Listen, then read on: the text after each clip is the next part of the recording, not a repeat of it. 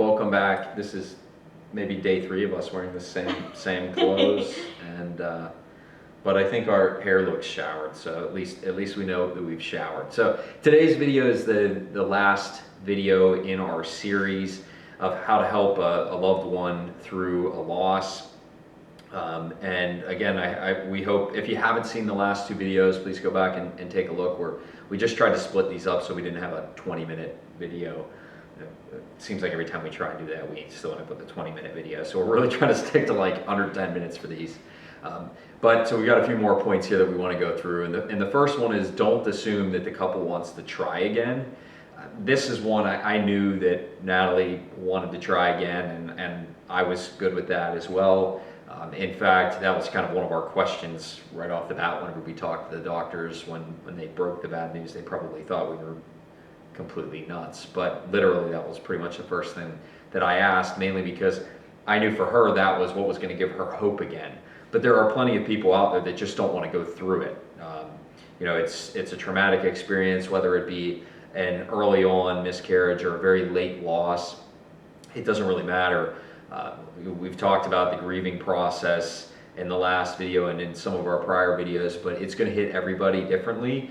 And just recognize, don't approach somebody immediately and go, okay, well, when are you going to try again? Or how many do you want? That's not something that we've talked about, but that is something else that we were kind of exposed to on multiple occasions.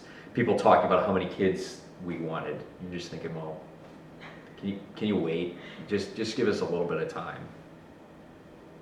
Yeah, and then kind of along those lines, approach, the couple with caution if you're announcing to them, hey, I'm expecting, or, with baby showers. One, they might not, feel like they can handle a baby shower. And then, the reason you should be kind of gentle with them when you mention, pregnancy announcement is because I know for me, it kind of takes me back to when I was naive and pregnant with Drayton, and all the pregnancy bliss, and then obviously that came crashing down. It just takes me back to that dark place, and then it also takes me back to if I'm scrolling Instagram and someone posts a pregnancy announcement, kind of the first thing, and I know this is kind of like a pessimistic outlook, but the first thing I do is I'll look and I'll see how far along they are. And most people announce their pregnancy, some announce it in the first trimester, and some announce it right once they hit 12 weeks. And obviously we lost our baby after that point. So then that's kind of a trigger for me too, where I'm then hopefully, the baby makes it, hopefully they get to take the baby home. So I guess for me, I used to be the type of person, and anyone who knew me prior, hearing that someone was expecting, was the most exciting thing you could tell me. It was, the only news I cared about pretty much. And now it's kind of, I dread hearing that, not that I'm not happy for them, but I'm just constantly, reminded of what we went through. And then I immediately kind of, like, I can't even feel happy for them because I'm thinking, well, I don't know if it will actually end in a baby at the end of, everything. And I know that's a negative way to think, because, most pregnancies do end in a healthy baby, but just because of what we've gone through, we're kind of have a different mindset, at least I do. So just make sure that when you're announcing a pregnancy, to kind of do it gently. I give her the business. I give her the business for that all the time, because it drives me nuts, even though I've gone through it. But again, that's kind of the point of everybody deals with that type of stuff a little bit differently. But I definitely agree. You want to approach everything with caution. The last thing is not to minimize the loss. And this one has a whole bunch of different layers.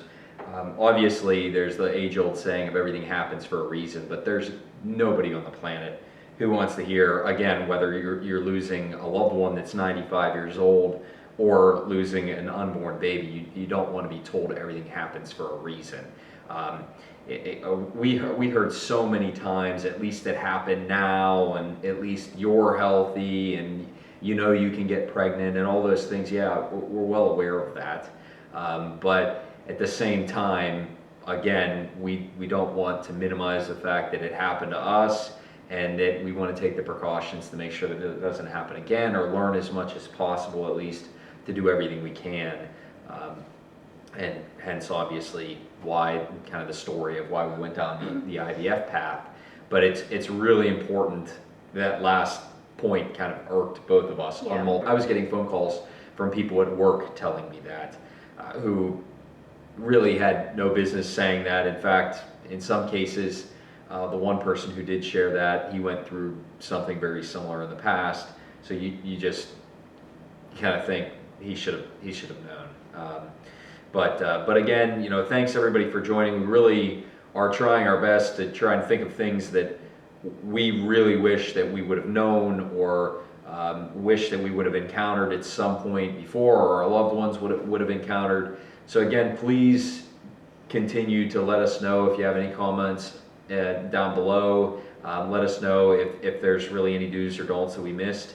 And other than that, until next time, thanks everyone.